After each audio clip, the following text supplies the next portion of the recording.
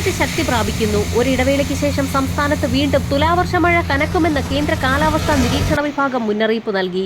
തെക്കൻ ജില്ലകളിലാണ് കൂടുതൽ മഴ ലഭിക്കുക. തിരുവനന്തപുരം മലയോര മേഖലയിൽ ശക്തമായ മഴയാണ് കഴിഞ്ഞ ദിവസം റിപ്പോർട്ട് ചെയ്തത്. ചക്രവാത ചുഴി രൂപപ്പെട്ടതിന് പിന്നാലെ തെക്ക് പടിഞ്ഞാറൻ ബംഗാൾ ഉൾക്കടലിൽ പുതിയ ന്യൂനമർദ്ദം കൂടി രൂപപ്പെട്ടതായി കാലാവസ്ഥാ നിരീക്ഷണ വിഭാഗം അറിയിച്ചിരിക്കുകയാണ്.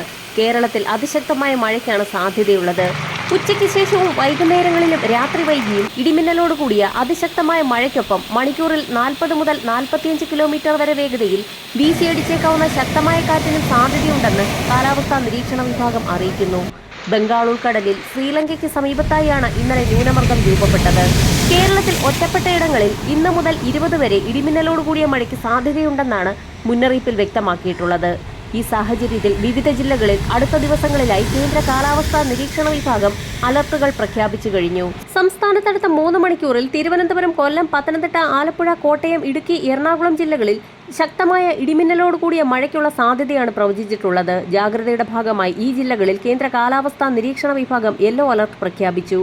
നാളെ പത്തനംതിട്ട, കോട്ടയം, ഇടുക്കി ജില്ലകൾക്കും മറ്റന്നാൾ തിരുവനന്തപുരം, കൊല്ലം, പത്തനംതിട്ട, ആലപ്പുഴ, കോട്ടയം, ഇടുക്കി, എറണാകുളം ജില്ലകളിലും ശക്തമായ മഴ മുന്നറിയിപ്പായ യെല്ലോ അലർട്ട് പ്രഖ്യാപിച്ചിട്ടുണ്ട്. ഞായറാഴ്ച വരെ സംസ്ഥാനത്ത് ഒറ്റപ്പെട്ട ശക്തമായ മഴ തുടരുമെന്നാണ് മുന്നറിയിപ്പിൽ വ്യക്തമാക്കിയിട്ടുള്ളത്. നിലവിൽ രൂപപ്പെട്ടിട്ടുള്ള ന്യൂനമർദ്ദങ്ങളുടെയും ചക്രവാത ചുഴിയുടെയും സ്വാധീന ഫലമായി ശക്തമായ മഴ തുടരുന്നതിന് പിന്നാലെയാണ് ബംഗാൾ ഉൾക്കടലിൽ വീണ്ടും പുതിയ ന്യൂനമർദ്ദം നാളെ രൂപപ്പെടുന്നതായി മുന്നറിയിപ്പ് നൽകിയിരിക്കുന്നത്. ഇതോടുകൂടി വരുന്നയാഴ്ച കൂടി ഒറ്റപ്പെട്ട അതിശക്തമായ മഴയ്ക്കുള്ള സാധ്യതയാണ് പ്രവചിക്കപ്പെട്ടിട്ടുള്ളത്. തെക്കൻ ജില്ലകൾക്ക് പുറമെ വടക്കൻ കേരളത്തിലും മഴ കനക്കും. തിരുവനന്തപുരം മുതൽ കാസർഗോഡ് വരെയുള്ള തീരദേശ മേഖലകളിൽ അതീവ ജാഗ്രത പ്രഖ്യാപിച്ചു. കേരള, കർണാടക, ലക്ഷദ്വീപ് തീരങ്ങളിൽ ഇന്ന് മത്സ്യബന്ധനത്തിന് തടസ്സമില്ല എന്നും കാലാവസ്ഥാ നിരീക്ഷണ വിഭാഗം അറിയിക്കുന്നു. മഴ തുടരുന്നതിനിടയിൽ മുല്ലപ്പെരിയാറിൽ തിരക്കിട്ട നീക്കം. മുല്ലപ്പെരിയാർ ഡാമിന്റെ സുരക്ഷയിൽ ആശങ്ക വേണ്ടെന്നും ഡാമിന് കേടുപാടുകൾ ഇല്ല എന്നും നാഷണൽ ഡാം സേഫ്റ്റി അതോറിറ്റി വ്യക്തമാക്കി. അണക്കെട്ട് സന്ദർശിച്ച് പരിശോധന നടത്തി 4ാമത്തെ സമിതി യോഗത്തിന് ശേഷം മാധ്യമങ്ങളോട് സംസാരിക്കുകയായിരുന്നു national dam safety authority chairman Anil Jain. അണക്കെട്ടിന്റെ ഘടന, ഉപകരണങ്ങൾ, ഹൈഡ്രോ മെക്കാനിക്കൽ ഘടകങ്ങൾ, ഗാലറി എന്നിവയുൾപ്പെടെ വിവിധ വശങ്ങൾ സമിതി പരിശോധിച്ച ശേഷമാണ് ഡാം സുരക്ഷാ അതോറിറ്റിയുടെ പുതിയ പ്രസ്താവന.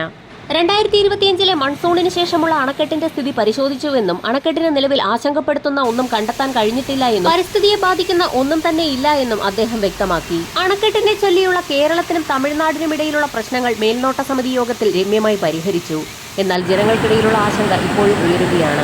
അതേസമയം കേരള തീരത്തും ഉയർന്ന തിരമാലകൾ കാരണം കടലാക്രമണത്തിന് സാധ്യതയുള്ളതിനാൽ മത്സ്യത്തൊഴിലാളികളും തീരദേശവാസികളും അതീവ ജാഗ്രത പുലർത്തണമെന്ന് ദേശീയ സമുദ്രസ്ഥിതി പഠന ഗവേഷണ കേന്ദ്രം മുന്നറിയിപ്പ് നൽകി.